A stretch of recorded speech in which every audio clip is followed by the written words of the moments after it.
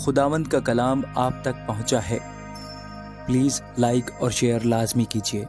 God bless you. لوکا 9 باب۔ پھر اس نے ان 12 کو بلا کر انہیں سب بدروحوں پر اختیار بخشا اور بیماریوں کو دور کرنے کی قدرت دی، اور انہیں خدا کی بادشاہی کی مرادی کرنے اور بیماروں کو اچھا کرنے کے لیے بھیجا، اور ان سے کہا کہ راہ کے لیے کچھ نہ لینا، نہ لاٹھی، نہ جھولی، نہ روٹی، نہ روپیہ، نہ 2 کرتے رکھنا، اور جس گھر میں داخل ہو وہیں رہنا اور وہیں سے روانہ ہونا، اور جس گھر کے لوگ تمہیں قبول نہ کریں اس شہر سے نکلتے وقت اپنے پاؤں کی گرد جھاڑ دینا تاکہ ان پر گواہی ہو۔ پس وہ روانہ ہو کر گاؤں گاؤں خوشخبری سناتے اور ہر جگہ شفا دیتے پھرے، اور چوتھائی ملک کا حاکم ہیرودیس سب احوال سن کر گھبرا گیا، اس لیے کہ بعض کہتے تھے کہ یوحنا مردوں میں سے جی اٹھا ہے، اور بعض یہ کہ ایلیا ظاہر ہوا ہے، اور بعض یہ کہ قدیم نبیوں میں سے کوئی جی اٹھا ہے۔ مگر ہیرودیس نے کہا کہ یوحنا کو تو میں نے سر کٹوا دیا، اب یہ کون ہے جس کی بابت ایسی باتیں سنتا ہوں؟ پس اسے دیکھنے کی کوشش میں رہا۔ پھر رسولوں نے جو کچھ کیا تھا لوٹ کر اس سے بیان کیا، اور وہ ان کو الگ لے کر بیت سیدہ نام ایک شہر کو چلا گیا۔ یہ جان کر کہ بھیڑ اس کے پیچھے گئی، اور وہ خوشی کے ساتھ ان سے ملا اور ان سے خدا کی بادشاہی کی باتیں کرنے لگا، اور جو شفا پانے کے محتاج تھے انہیں شفا بخشی۔ جب دن ڈھلنے لگا تو ان 12 نے آ کر اس سے کہا کہ بھیڑ کو رخصت کر کہ چاروں طرف کے گاؤں اور بستیوں میں جا ٹکیں اور کھانے کی تدبیر کریں، کیونکہ ہم یہاں ویران جگہ میں ہیں۔ اس نے ان سے کہا تم ہی انہیں کھانے کو دو۔ انہوں نے کہا ہمارے پاس صرف 5 روٹیاں اور 2 مچھلیاں ہیں، مگر ہاں ہم جا کر ان سب لوگوں کے لیے کھانا مول لے آئیں، کیونکہ وہ 5000 مرد کے قریب تھے۔ اس نے اپنے شاگردوں سے کہا کہ ان کو تخمیناً 50-50 کی قطاروں میں بٹھاؤ۔ انہوں نے اسی طرح کیا اور سب کو بٹھایا۔ پھر اس نے وہ 5 روٹیاں اور 2 مچھلیاں لیں اور آسمان کی طرف دیکھ کر ان پر برکت بخشی، اور توڑ کر اپنے شاگردوں کو دیتا گیا کہ لوگوں کے آگے رکھیں۔ انہوں نے کھایا اور سب سیر ہو گئے، اور ان کے بچے ہوئے ٹکڑوں کی 12 ٹوکریاں اٹھائی گئیں۔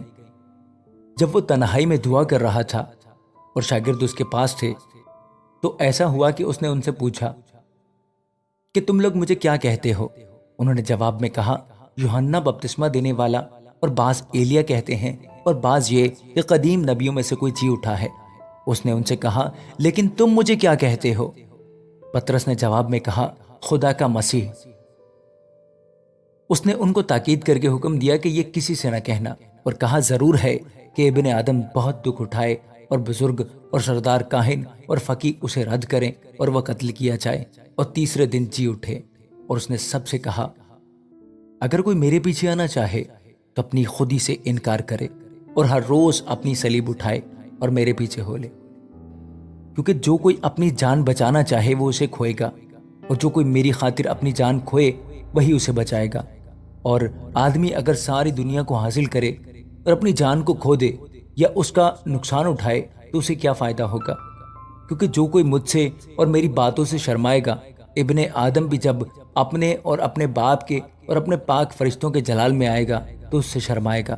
لیکن میں تم سے سچ کہتا ہوں کہ ان میں سے جو یہاں کھڑے ہیں بعض ایسے ہیں کہ جب تک خدا کی بادشاہی کو دیکھ نہ لیں موت کا مزہ ہرگز نہ چکھیں گے۔ پھر ان باتوں کے کوئی 8 روز بعد ایسا ہوا کہ وہ پطرس اور یوحنا اور یعقوب کو ہمراہ لے کر پہاڑ پر دعا کرنے گیا۔ جب وہ دعا کر رہا تھا تو ایسا ہوا کہ اس کے چہرے کی صورت بدل گئی اور اس کی پوشاک سفید براق ہو گئی، اور دیکھو 2 شخص یعنی موسیٰ اور ایلیا اس سے باتیں کر رہے تھے۔ یہ جلال میں دکھائی دیے اور اس کے انتقال کا ذکر کرتے تھے جو یروشلم میں واقعہ ہونے کو تھا۔ مگر پطرس اور اس کے ساتھی نیند میں پڑے تھے، اور جب اچھی طرح بیدار ہوئے تو اس کے جلال کو اور ان 2 شخصوں کو دیکھا جو اس کے ساتھ کھڑے تھے۔ جب وہ اسے جدا ہونے لگے تو ایسا ہوا کہ پطرس نے یسوع سے کہا اے استاد، ہمارا یہاں رہنا اچھا ہے، بس ہم 3 ڈیرے بنائیں، ایک تیرے لیے، ایک موسیٰ کے لیے اور ایک ایلیا کے لیے۔ لیکن وہ جانتا نہ تھا کہ کیا کہتا ہے، وہ یہ کہتا ہی تھا کہ بادل نے آ کر ان پر سایہ کر لیا، اور جب وہ بادل میں گرنے لگے تو ڈر گئے، اور بادل میں سے ایک آواز آئی کہ یہ میرا برگزیدہ بیٹا ہے، اس کی سنو۔ یہ آواز آتے ہی یسوع اکیلا دکھائی دیا اور وہ چپ رہے، اور جو باتیں دیکھی تھیں ان دنوں میں کسی کو ان کی کچھ خبر نہ تھی۔ دوسرے دن جب وہ پہاڑ سے اترے تھے تو ایسا ہوا کہ ایک بڑی بھیڑ اس سے آ ملی، اور دیکھو ایک آدمی نے بھیڑ میں سے چلا کر کہا، اے استاد، میں تیری منت کرتا ہوں کہ میرے بیٹے پر نظر کر، کیونکہ وہ میرا اکلوتا ہے۔ اور دیکھو ایک روح اسے پکڑ لیتی ہے اور وہ یکایک چیخ اٹھتا ہے اور اس کو ایسا مروڑتی ہے کہ کف بھر لاتا ہے اور اس کو کچل کر مشکل سے چھوڑتی ہے۔ اور میں نے تیرے شاگردوں کی منت کی کہ اسے نکال دیں، لیکن وہ نہ نکال سکے۔ یسو نے جواب میں کہا، اے بے اتقاد اور کجرو قوم، میں کب تک تمہارے ساتھ رہوں گا اور تمہاری برداشت کروں گا؟ اپنے بیٹے کو یہاں لے آ۔ وہ آتا ہی تھا کہ بدروح نے اسے پٹک کر مروڑا، اور یسوع نے اس ناپاک روح کو جھڑکا اور لڑکے کو اچھا کر کے اس کے باپ کو دے دیا۔ اور سب لوگ خدا کی شان کو دیکھ کر حیران ہوئے۔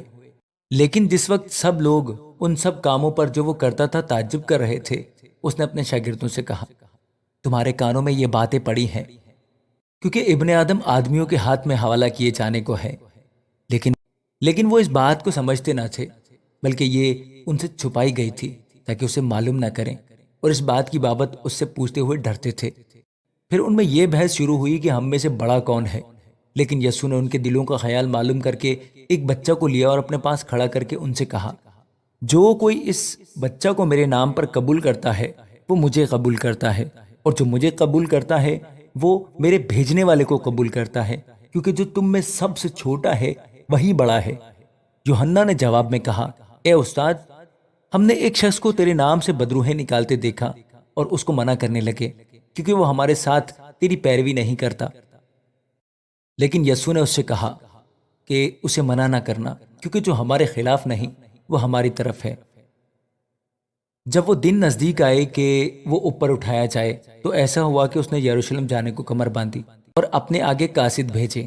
وہ جا کر سامریوں کے ایک گاؤں میں داخل ہوئے تاکہ اس کے لیے تیاری کریں، لیکن اس نے اس کو ٹکنے نہ دیا، کیونکہ اس کا رخ یروشلم کی طرف تھا۔ یہ دیکھ کر اس کے شاگرد یعقوب اور یوحنا نے کہا، اے خداوند، کیا تو چاہتا ہے کہ ہم حکم دیں کہ آسمان سے آگ نازل ہو کر انہیں بھسم کر دے، جیسا ایلیا نے کیا؟